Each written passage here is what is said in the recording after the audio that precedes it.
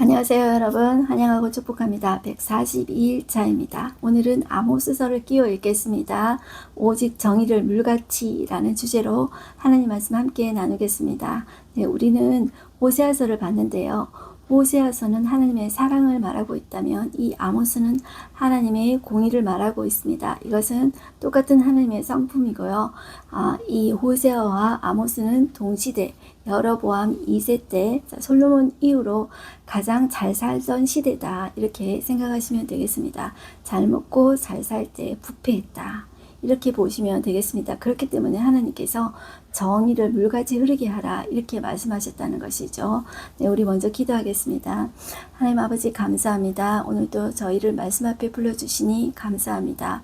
우리는 하나님의 사랑뿐만 아니라 하나님의 정의에 대해서 오늘도 말씀하시는 그 아모스의 말씀을 듣기를 소망합니다. 이 시간에도 그 하나님의 진리의 말씀이 우리 가슴을 찌르고 우리의 진리가, 하나님의 진리가 우리의 가슴 속에 새겨지는 귀한 시간 되어질 수 있도록 성령 하나님께서 주장하시고 다스려 주십시오. 예수님의 이름으로 기도드렸습니다. 아멘.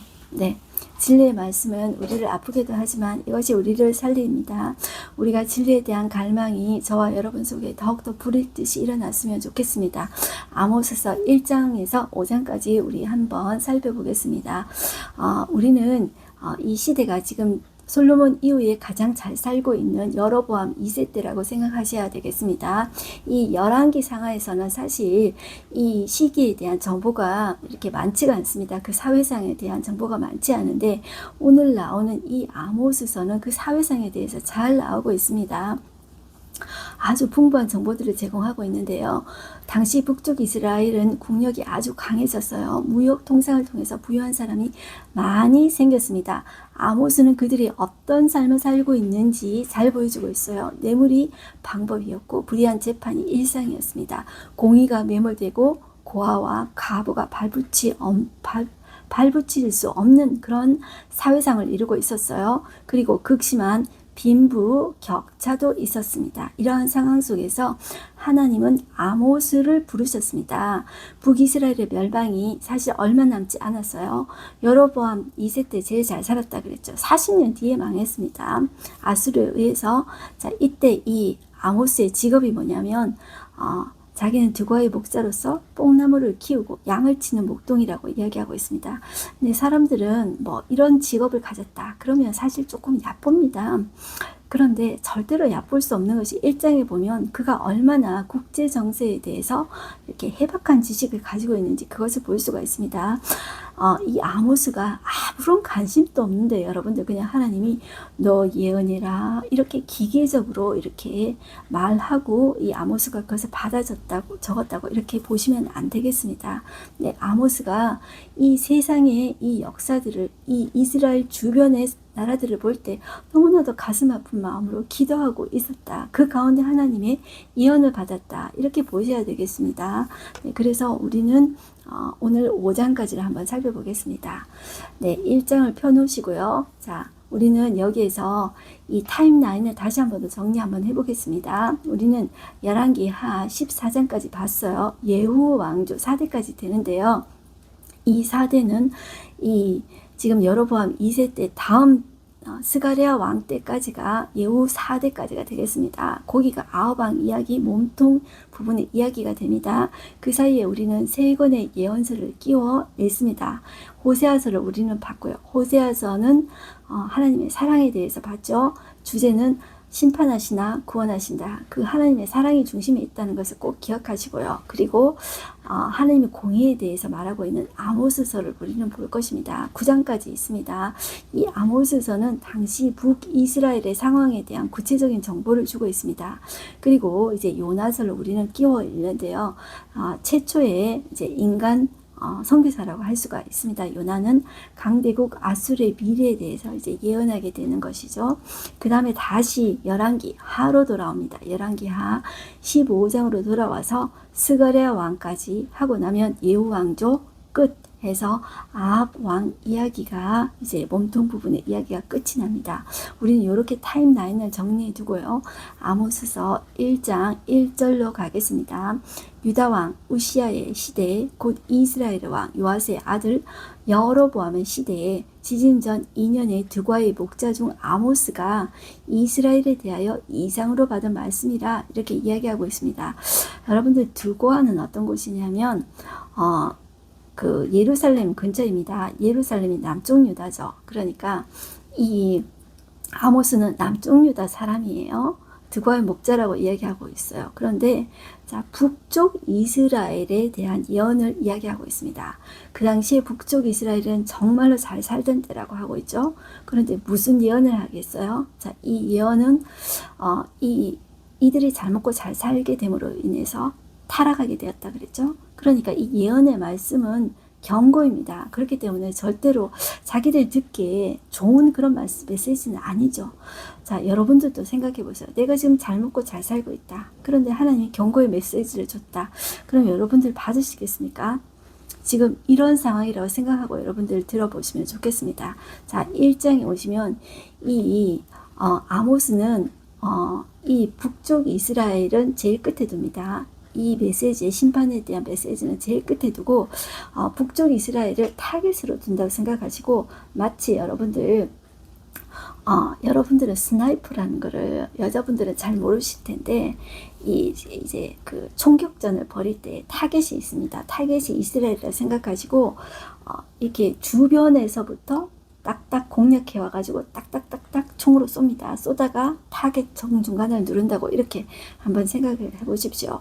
주변 국가 처음에 아람의 다메섹부터 딱 건드립니다. 그러면서 3절에 보시면 여호와께서 이와 같이 말씀하실 때 다메섹의 서너 가지 죄로 말미암아 내가 그 벌을 돌이키지 아니하고 내가 이제 심판하겠다.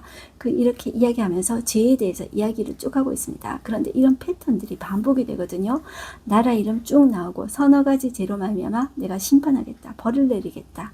이런 이야기가 나오는데 자, 우리는 하나님이 사랑이 많으신 분이라고 하시는데 무슨 서너 가지 죄 때문에 심판하시냐 이렇게 볼 수가 있습니다. 그런데 이것은 조금 관용적인 표현이라고 보시면 되겠는데 이 서너 가지 죄는 어떤 죄냐 하면 회개하지 않고 계속 반복해서 저지른 죄에 대해서 하나님께서 벌을 내리신다 이렇게 보시면 되겠습니다. 그래서 이들이 철 타작기로 타작하듯이 길르앗을 압박하였다. 그래서 내가 하사엘의 집에, 하사엘은 이 아람의 그 왕이었죠. 집에 불을 보내리니 베나닷의 궁궐들을 사르리라. 내가 다메섹의 빗장들을 꺾으며 아웬 골짜기에서 그 주민들을 끊으며 벳 에덴에서 귀잡은 자를 끊으리니. 자, 이 곳은 다메섹의 골짜기와 평지입니다. 이 아웬 골짜기는 우상 숭배하는 그런 장소였고요. 벳 에덴은 에덴의 집이라는 곳인데 이 다메섹의 골짜기와 평지라고 생각하시면 되겠습니다. 자, 이렇게 하나님께서 벌을 내리시겠다 이렇게 이야기하고 있습니다. 그 다음에 나라가 가사입니다. 자, 이렇게 주변 국가를 두는데 북이스라엘 중심으로 자, 이렇게 여기가 여러분들 다메섹 아레미였다면 자, 대각선으로 쭉 내려옵니다. 대각선으로 쭉 내려와서 블레셋의 가사를 하나님께서 지명하십니다. 자, 6절 중간에 보시면 가하사의 서너 가지 죄로 말미암아 내가 그 벌을 돌이키지 아니하리니 이는 그들이 모든 사로잡은 자를 끌어 에돔에 넘겼습니다. 내가 가사성에 불을 보내리니 그 궁궐들을 사르리라 이야기하고 있습니다. 그리고 또 블레셋의 다른 도시 있죠. 내가 아스돗에서 그 주민들과 아스글론에서 귀잡은 자를 끊고 규라는 것이 이제 왕이 되는 것이 이제 규입니다. 그리고 또 손을 돌이켜 에그론을 치리니 에그론도 블레셋의 도시지 않습니까? 그래서 이렇게 대각선 방향으로 그들에게 이제 징벌을 내리시겠다. 이것을 이야기하고 그 다음에 위로 올라옵니다. 자, 두로는 자 위쪽이죠. 레바논이라고 생각하시고 두로의 서너 가지 죄로 말미암아 내가 그 벌을 돌이키지 아니하리니 이는 그들이 그 형제의 계약을 기억하지 아니하고 모든 사로잡은 자를 에돔에 넘겼습니다. 이렇게 이야기하고 있죠. 자, 그러면서 내가 두로성에 불을 보내리니 그 궁궐들을 사르리라 이야기하고 있습니다. 그 다음에 11절을 보시면 자, 이 두로가 위에 있다면 대각선으로 쭉 내려옵니다. 대각선으로 쭉 내려오면 에돔입니다. 자, 에돔의 서너 가지 죄로 말미암아 내가 그 벌을 돌이키지 아니하리니 이는 그가 칼로 그의 형제를 쫓아가며 긍휼을 버리며 항상 맹렬히 화를 내며 분을 끝없이 품었음이라. 내가 대만에 불을 보내리니 대만은 에돔의 대표적인 도시입니다. 그 다음에 보스라의 궁궐들을 사르리라고 얘기하고 있죠. 보스라는 에돔의 수도입니다. 이렇게 보시고 이와 같이 이제 여호와께서 이제 말씀하셨고요. 그 다음에 자, 그 중간에 암논 그 밑에 모압이 있습니다. 네, 암논의 서너 가지 죄로 말미암아 그 벌을 돌이키지 아니하리니 이는 그들이 자기 지경을 넓히고자 하여 길르앗의 아이벤 여인들을 갈랐습니다. 내가 그래서 라빠성에 불을 놓아 그 궁궐들을 사르게 하겠다. 이렇게 이야기하고 있죠. 라빠는 이 암몬의 수도입니다.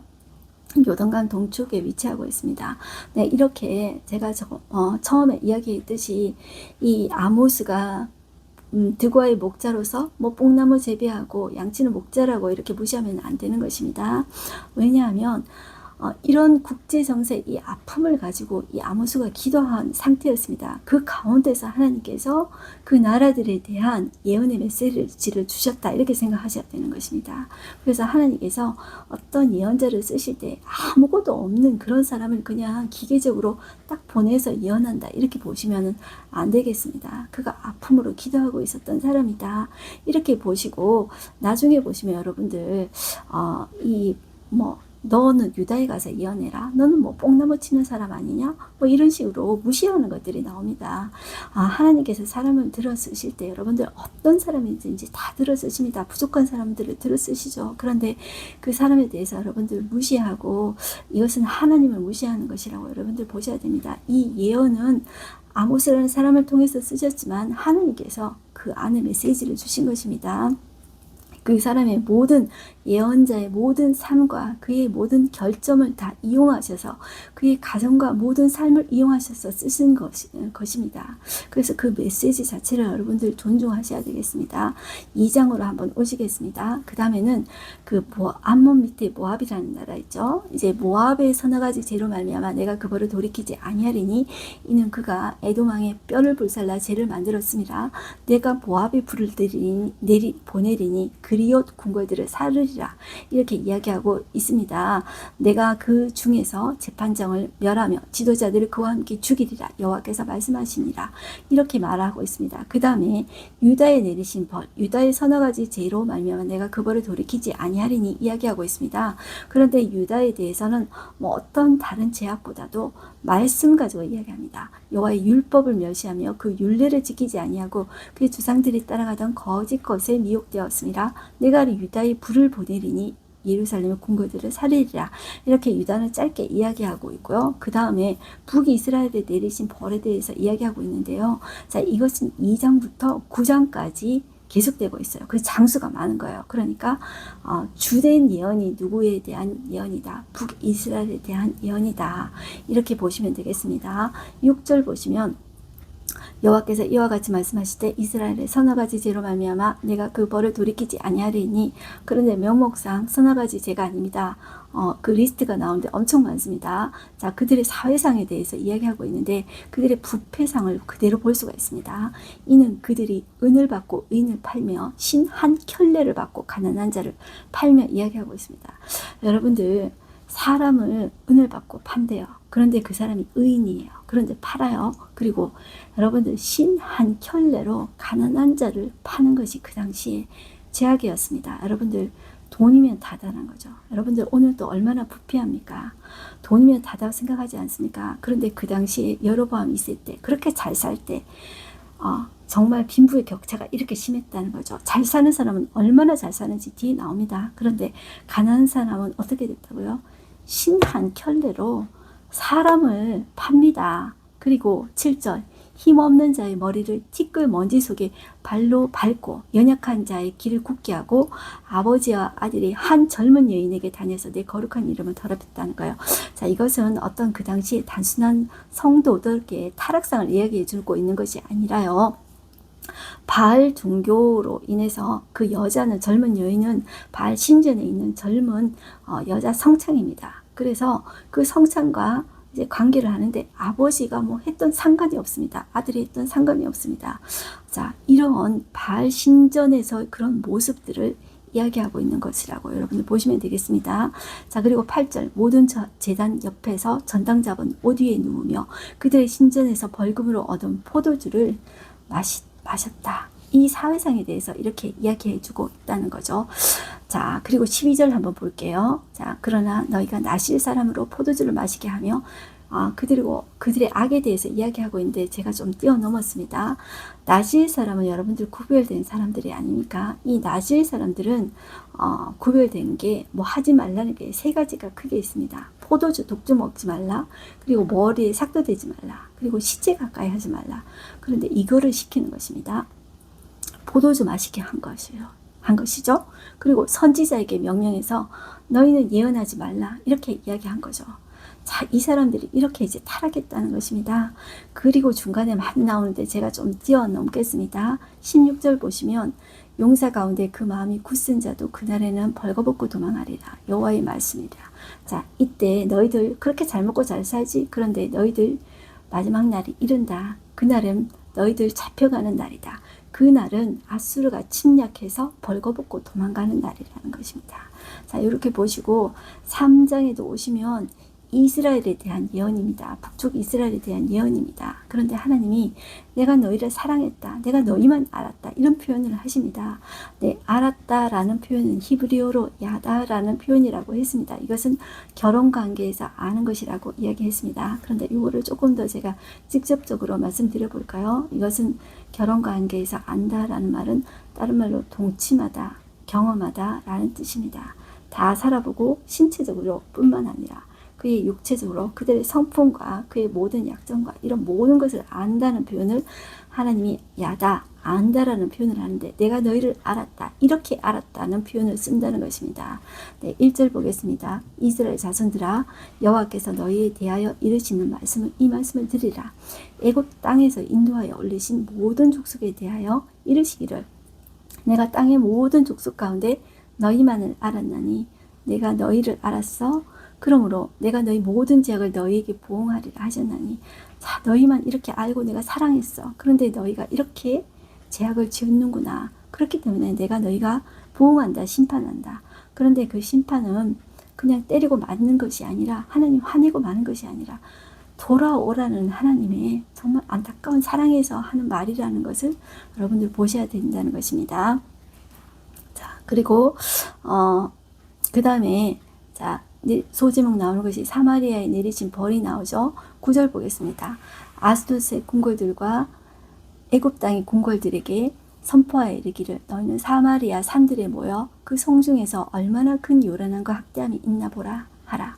자, 이걸 왜 이야기하냐면 자, 아스도스는 블레셋 아닙니까? 애굽 땅도 이방이죠.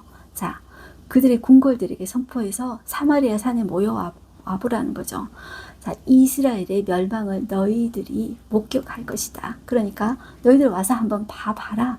이렇게 이야기하는 것입니다. 그 사마리아에 내가 벌을 내린다. 자, 이제 40년 뒤면 이렇게 잘 살아도 너희 망한다는 거죠. 이방 나라들을 불러와서 이야기하고 계신 것입니다. 너무너무 답답한 것이죠. 하나님의 마음이. 자, 13절 보겠습니다. 주 여호와 만군의 하나님의 말씀이라 너희는 듣고 야곱의 족속에게 증언하라. 내가 이스라엘의 모든 죄를 보응하는 날에 베델의 제단들을 벌하여 그 제단에 뿔들을 꺾어 땅에 떨어뜨리고 겨울궁과 여름궁을 치리니 상하궁들이 파괴되며 큰 궁들이 무너지리라. 여호와의 말씀이니라. 자, 여러분들 이 이스라엘의 왕족과 귀족들이 얼마나 잘 살았는지 겨울궁, 여름궁 다 따로 있었어요. 몇 개나 있고 그리고 궁을 여러분들 얼마나 궁이 화려했으며 그 코끼리 상하 아시죠? 그 코끼리 상하로 여러분들 궁을 지었대요. 그런데 그것을 내가 파괴시키겠다는 거죠. 그 너희들의 큰 궁을 내가 무너뜨리겠다. 이렇게 말씀하고 계십니다. 그들이 얼마나 사치와 향락에 빠져 있는지를 보여주고 있습니다. 왕족들과 귀족들은 이렇게 사는데 가난한 사람들은 신발 한 켤레로 이제 사고 팔고 했다. 의인들을 팔았다. 이런 표현을 썼었죠. 자, 4장에 오십니다.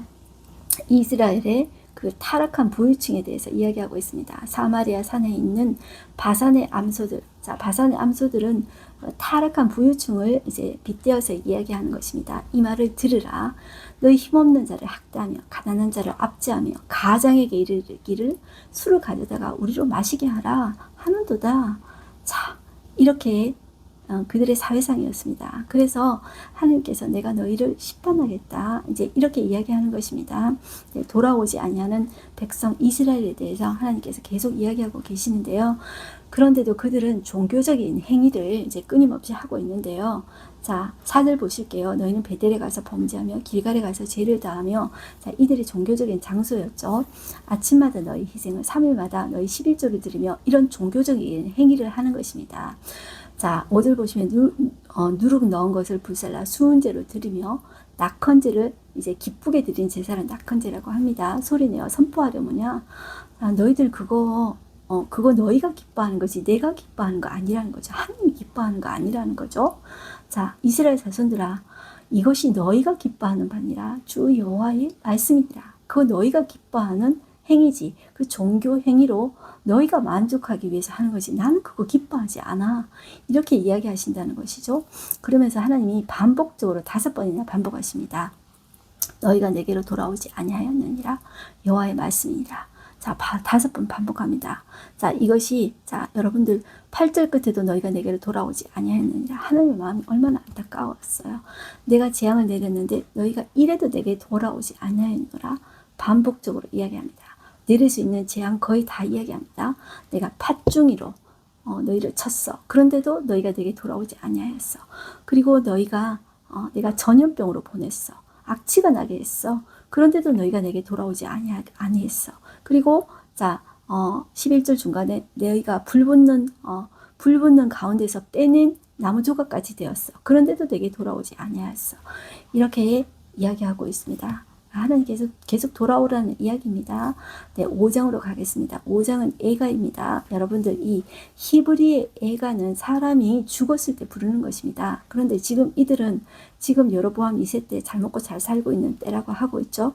그런데 이 애가가 들리지가 않습니다. 그런데 하나님께서 애가를 지었는데 이거를 들으라는 거죠. 2절 보겠습니다. 처녀 이스라엘이 엎드려졌으며 다시 일어나지 못하리로다. 자기 땅에 던지우며 일으킬 자 없으리로다. 지금 잘 먹고 잘 사는데 보세요. 네가 엎드러질 거야. 다시 일어나지 못할 거야.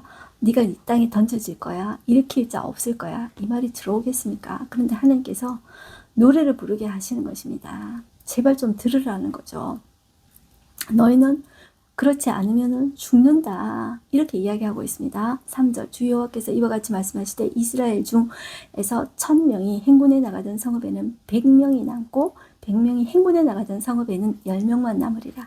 자, 이런 표현은 여러분들 신명기 끝에서 그 광야 2세대들과 언약을 맺었습니다. 그런데 언약에 불순종할 때 너희가 받는 저주의 목록에 쭉 나오거든요. 그런데 그 중에 나오는 표현들입니다. 그런데 너희가 죽지 않는 법, 사는 법이 있어. 그것은 한마디로 여호와를 찾으라는 것이죠. 4절 보시면 여호와께서 이스라엘 족속에게 이와 같이 말씀하시기를 너희는 나를 찾으라. 그리하면 살리라. 이렇게 이야기하고 있습니다. 자, 여기 이제 직역하면 이런 표현이라고 해요. 너희는 나를 찾으라 그리하면 살리라고 되어 있는데 이거는 우리 개역 개정의 번역이고요. 직역하면 이런 표현으로 쓸 수 있다고 합니다. 너희는 나를 찾으라 그리고 살라 이렇게 이제 직역하며 말을 할 수 있다고 해요. 이것은 여호와를 찾는 것이 너희가 사는 유일한 길이다.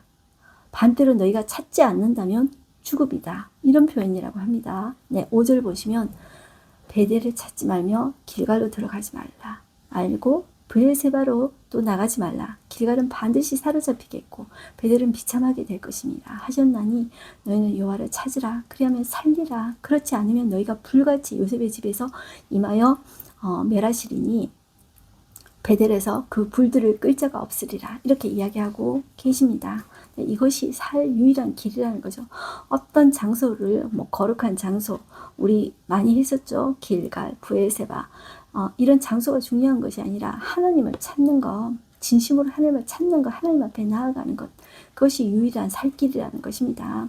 자, 그리고 7절 보시면 정의를 쓴 쑥으로 바꾸며 공의를 땅에 던지는 자들아. 이스라엘 사람들이 그 당시에 그랬다는 거죠.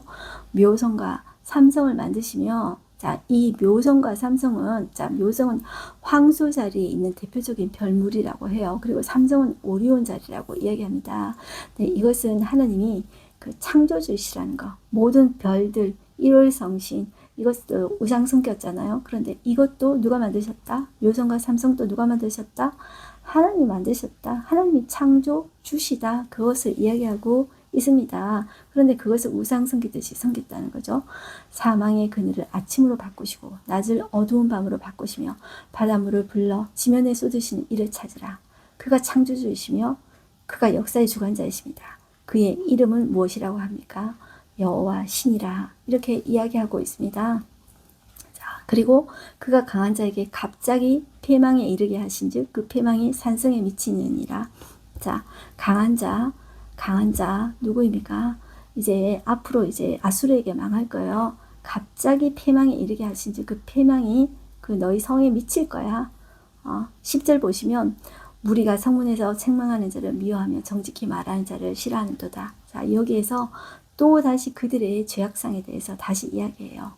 너희 책망하는 자 미워하지. 자, 하나님의 말씀이 가시가시 들리는 거죠. 싫은 거예요. 자, 11절 힘없는 자를 밟고 그에게서 미래부동한 새를 거둔 즉 너희가 비록 다듬은 돌로 집을 건축하였으나 다듬은 돌, 집 아주 잘 지었다는 거죠. 아주 화려하게 지었지만 너희 거기 거지 못할 거야. 그리고 아름다운 포도원 가꾸었지. 그렇지만 그 포도주를 마시지 못할 거야. 너희 허물이 많고 죄악이 무거움을 내가 안다. 너희는 의인을 학대하며 뇌물을 받고 성문에서 가난한 자를 억울하게 그렇게 했어. 그것을 하나님께서 다 보시고 아신다는 것이죠. 13절 그러므로 이런 때에 지혜의 자가 잠잠하나니 이는 악한 때임이니라. 지혜의 자도 잠잠했다는 거죠. 그렇지만 14절 너희는 살리면 선을 구하고 악을 구하지 말지어다.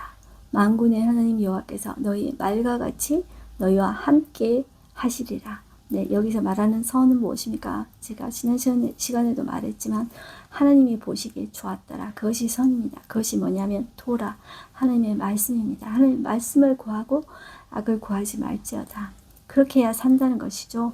악을 미워하고 선을 사랑하며 성문에서 정의를 세울지어다. 만군의 하나님 여호와께서 혹시 요셉의 남은 자를 불쌍히 여기시리라.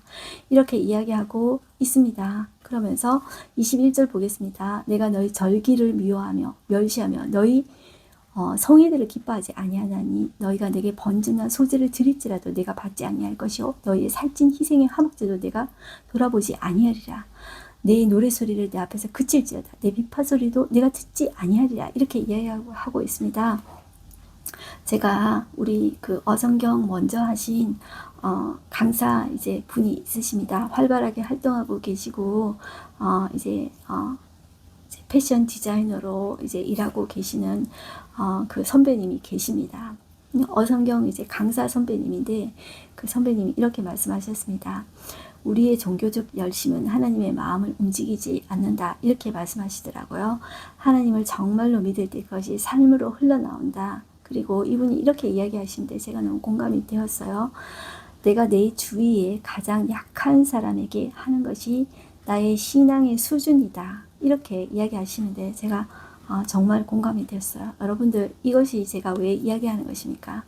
절기를 지키고 종교적인 행위를 다하는 것입니다. 종교적인 열심을 다하는 것입니다. 그런데 이것이 하나님의 마음을 절대로 움직이지 않습니다. 정말 하나님을 믿는다면 내 삶으로 드러난다는 것입니다.